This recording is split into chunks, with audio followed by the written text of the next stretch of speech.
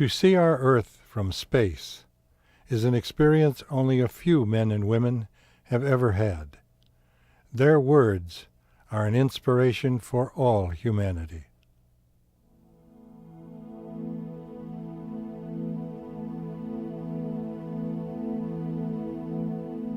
In space, one has the inescapable impression that here is a virgin area of the universe in which civilized humans, for the first time, have the opportunity to learn and grow without the influence of ancient pressures.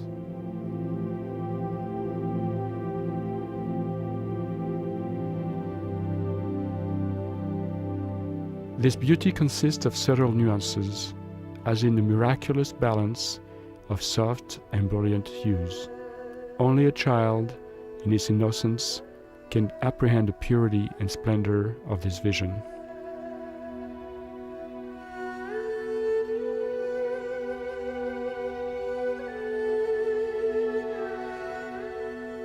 Before I flew, I was already aware of how small and vulnerable our planet is.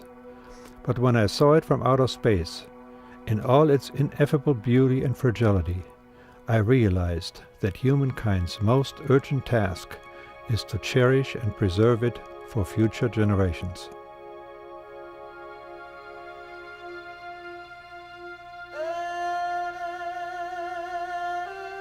For those who have seen the Earth from space, and for the hundreds and perhaps thousands more who will, the experience most certainly changes your perspective. The things that we share in our world are far more valuable than those which divide us.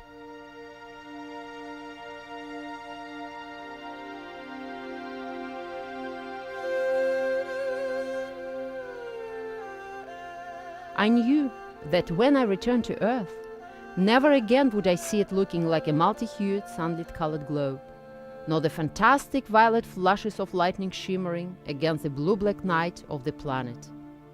I wanted to remember everything I could see or feel in space, so that I could keep it with me for the rest of my life.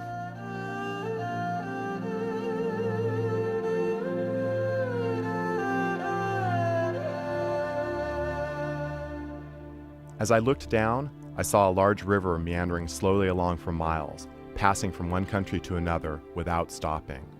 I also saw huge forests extending across several borders, and I watched the extent of one ocean touch the shores of separate continents. Two words leapt to mind as I looked down on all of this: commonality and interdependence. We are one world.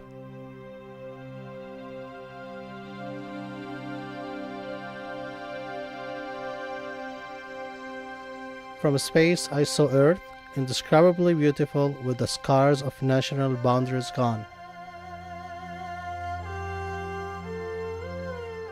During a space flight, the psyche of each astronaut is reshaped. Having seen the sun, the stars, and our planet, you became more full of life, softer. You began to look on all living things with greater respect, and you began to be more kind and patient with the people around you.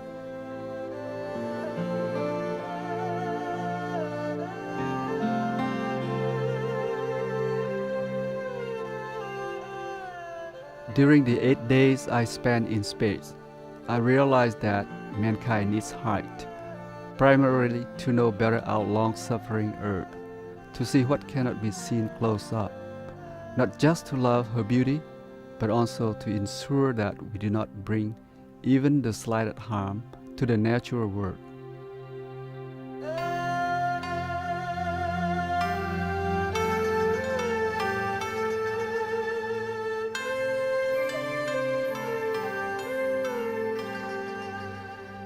After an orange cloud, formed as a result of a dust storm over the Sahara and caught up by air currents, reached the Philippines and settled there with rain, I understood that we are all sailing in the same boat.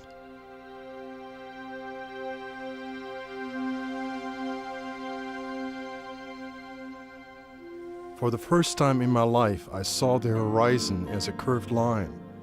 It was accentuated by a thin seam of dark blue light, our atmosphere. Obviously, This was not the ocean of air I had been told it was, so many times in my life. I was terrified by its fragile appearance.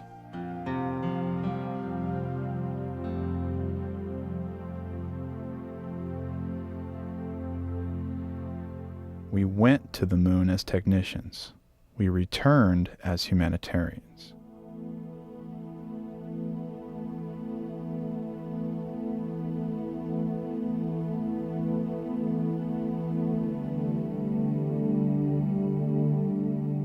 The first day or so, we all pointed to our countries.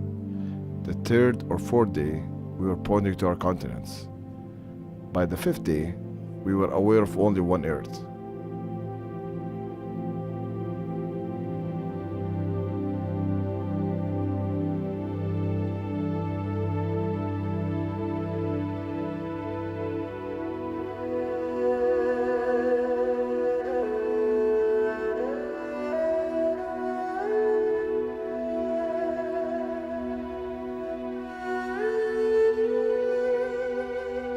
As the journey neared its end, I would look at the earth as it would be gliding underneath me and think, how everlasting all this is. After I am gone, and my children and my grandchildren, our earth will still be gliding through the eternity of space in its measured, unhurried way.